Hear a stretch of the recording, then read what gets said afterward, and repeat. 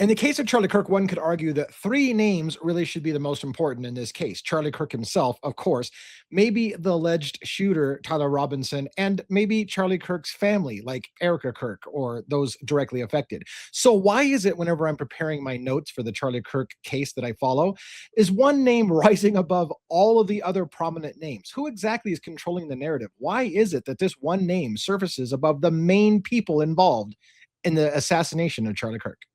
The devil's in the details. Let's take a look.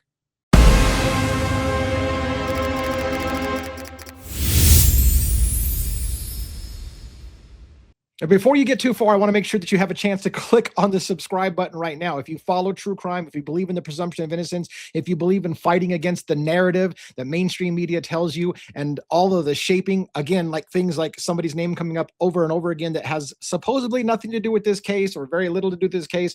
If you believe in the presumption of innocence, make sure you subscribe to this channel right now so you don't miss all of the updates that I do on the Charlie Kirk case, including the other cases that I follow, like Idaho 4, Luigi Mangione, Long Island serial killer, Mickey Steins, all those other cases as well. Make sure you subscribe right now before you get too far into this. Now, let's talk a little bit about the whole Candace Owens situation. Why is it whenever you look at the case of Charlie Kirk, all you see, it seems like, is what Candace Owens said today about Charlie Kirk and about Erika and about TPUSA and who in the government is trying to kill Charlie Kirk and who was trying to kill him and what governments and what Candace has to say about it today. Why is it that Candace Owens seems to be leading the narrative?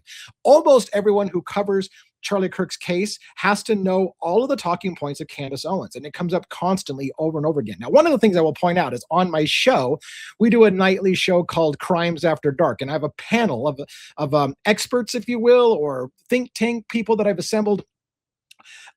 And a couple of those individuals really focus on the idea that Candace Owens is herself potentially connected with intelligence agencies like the CIA, for example. And I will want to say really quickly that I don't find any hard evidence that Candace Owens is related to the intelligence community, other than some weird peculiarities from her own mouth. Like, for example, let me put this on screen for you to take a look at. Candace Owens literally sells this sweater, Candace Intelligence Agency, with the CIA logo on it, right? So it's hard for me to say to my panelists, hey, look, there's really no proof that Candace Owens has any connection to the CIA when she literally sells sweaters called the Candace Intelligence Agency with the CIA logo mocked. Or how about her mug, CIA? You know, we don't know, but we know. Candace. And it's CIA with the American flag on it. And she's British. Like, her family's British. Her family is not only British, but doesn't have any known, that I know of, any known intelligence agency communities or connections. And yet here's CIA with the American flag on it, and Candace is selling this on her site. So one can see why some of my panelists might get a little bit, hey, I think Candace is CIA. What does that mean to them? Why are we asking the question if Candace has intelligence connections? Well, there's a thing that one of my panelists on the live show likes to point out a lot, Joe from State of the Deep, JJ, as he writes by on stateofthedeeps.substack.com. He'll bring up limited hangouts as an idea. What is a limited hangout? The idea behind a limited hangout is that a person's controlling the narrative on behalf of the government. So somebody might allow you limited access to what's going on behind the scenes in the government, and they'll be feeding all the information to the media in a limited fashion. In other words, we, the public, are allowed to hang out in a limited fashion with somebody supposedly in the know with the government telling us inside information. And so we feel like we're privileged, like we have inside information. And Candace a lot of times presents herself that way. Hey, look, I've got secret information I can't tell you all the receipts about right now, but trust me, I'm talking to the FBI daily. I'm talking to the CIA. Like, she'll drop names left and right. The president of the United States called me personally and told me that they're trying to assassinate me, or I got a death threat on me. And you just watch, the president's going to back up everything I'm saying. I know people. This is the common thing that comes out in Candace Owens's, threads, which is that I know people in the government. I'm highly connected. I know all kinds of people in the intelligence community. So again, no question that some of the people on my panel will point out, yeah, she is herself part of the intelligence community, even though there are no direct receipts for that. By the way, I lost a light just a minute ago and I keep wanting to go fix it. I'm just going to let it go. But the point being is that, as again, I want to point out why it is that we seem to have everything going through Candace Owens's filter. Why do we have to know what Candace Owens has said about TPUSA today, or what Candace Owens thinks about Erika Kirk? Or why does Erika Kirk have to go on a show and debate Candace Owens? Why is it Candace Owens is at the center of a case that she's not a family member of? She's not a family member of the alleged shooter. She's not in any way connected, other than she used to be a friend of Charlie Kirk's in the TPUSA organization. So yes, there is some connection, but why so prominent? Why so prominent is Candace Owens and everything she has to say? And why is she controlling the narrative, it seems like, on what governments may have been involved and who was trying to assassinate Charlie Kirk, and all of the quote unquote conspiracy theories? If it's a conspiracy theory, you can almost guarantee you or be guaranteed that Candace Owens' name is associated with it. The question you have to ask yourself when you see this happening is this controlled narrative? Is somebody actually doing this on purpose, or is she just really good at marketing, and so her name's out there all over the place? And I'm not sure how to answer that, but I do want to say that it's something we're paying attention to and we're watching. And I know that some of my panelists are saying, look, dude, if you're into true crime and you're going to cover the Charlie Kirk case, you cannot ignore Candace Owens. This is the thing I've been told about. Love her or hate her, you cannot ignore Candace Owens. She literally is driving the conversation of the talking points of the day.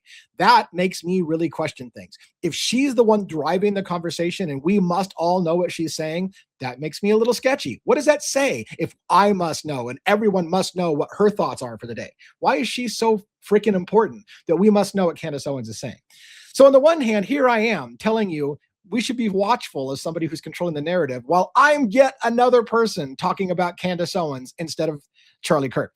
Fuck, I'm breaking my own rules. So again, what I want to tell you is that every single night on the show, when we talk on Crimes After Dark at 6 p.m. Pacific Standard Time, we will potentially break into a conversation about Candace Owens and what her latest thing is today, because every single day when I'm putting together my notes for our live Q&A audience participation on the Crimes After Dark show, I look for the latest headlines, and 9 times out of 10, those latest headlines when it comes to Charlie Kirk has Candace Owens' name on it, and I bring up Candace almost every single day. And when I do, I've got panelists that'll go, yeah, she's CIA. And again, for the 12th time, I don't mind people asking the questions, is she CIA? Again, how can you not ask the question when she's got a mug that says CIA, or she's got a sweater that says CIA? Like, at some point, it becomes laughable not to suggest that maybe there is some kind of connection. But for the record, I don't push this narrative that she is intelligence, but I do push the question why it is everything has to run through her. So just a thought to think about for the day.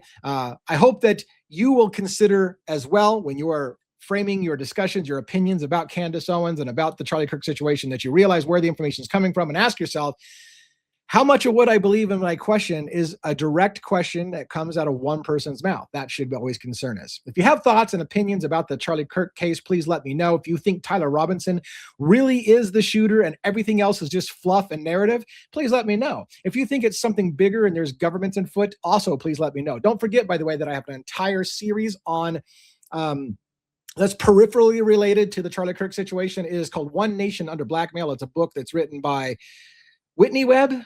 Oh shit, I should have made sure I got that name right.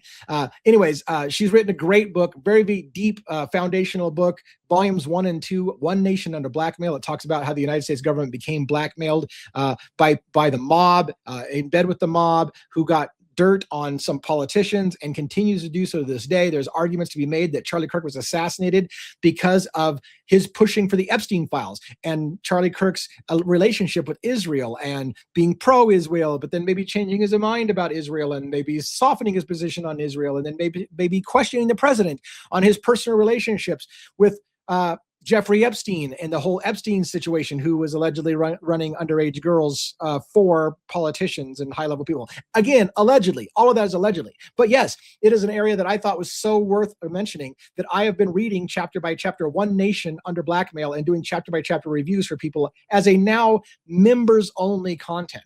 So if you're interested in following that and seeing the story behind the story, what I think will inform the shooting of Charlie Kirk. Yes, I do think there's a very strong possibility that Jeffrey Epstein's assassination, and yes, Jeffrey Epstein didn't kill himself. That's my official opinion. He did not kill himself. He was murdered in prison to keep him quiet. And other people who keep pushing for the Jeffrey Epstein files to be revealed because of what he had on politicians also will get killed, like Charlie Kirk. Again, that's not to say that I am directly making that a point. I'm saying you would be remiss not to consider the Charlie Kirk /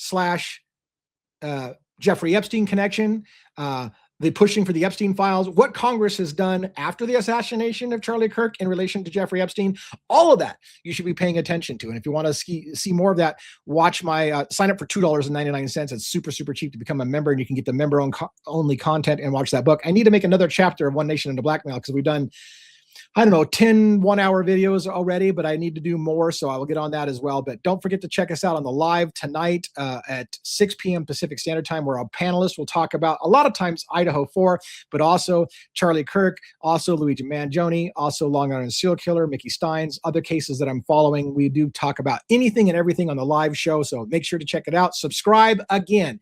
One more time before you leave, hit the subscribe button, because too many people saw a video of ours and said, oh my gosh, I had a long time finding you again. I saw this video and I really liked it, but I didn't subscribe. Don't be that guy or girl. Hit subscribe. Make sure you don't miss the next thing. And by the way, we have playlists, and we try to put this in playlists. So if you only want to follow one case like Charlie Kirk today, you can subscribe to the playlist and just get notifications on that playlist. A lot of this is designed so you can make it easier for yourself. But hopefully you'll watch the whole channel, because it's this channel. At Devil's Advocates, we play Devil's Advocates with mainstream narrative. We believe in the presumption of innocence until proven guilty in a court of law. And we look to expose over-policing, systemic problems in our judicial system, and use these high-profile cases to teach you about the law, constitutional rights, civil liberties, all those things. Check it out. Devil's in the details. Have a good day.